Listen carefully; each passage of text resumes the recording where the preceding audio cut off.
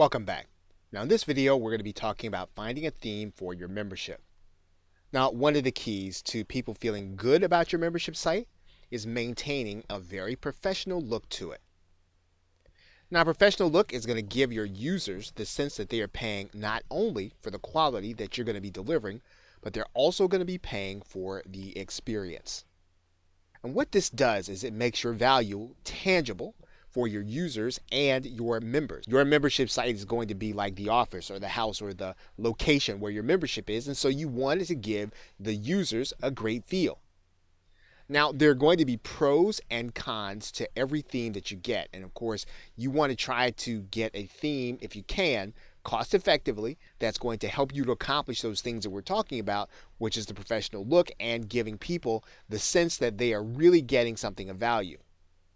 Now, there are always going to be default themes. You can use them if you know how to customize them and you're willing to work with them. And you can certainly make them work for both a membership site as well as a sales page.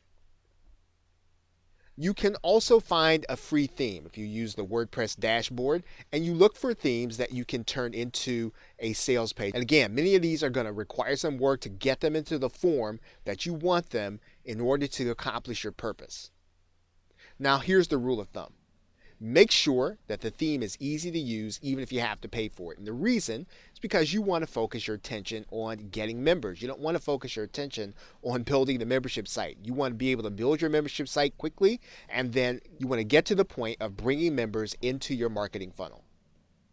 And one way to do that is to get a theme that can easily be used for both sales pages and for membership sites.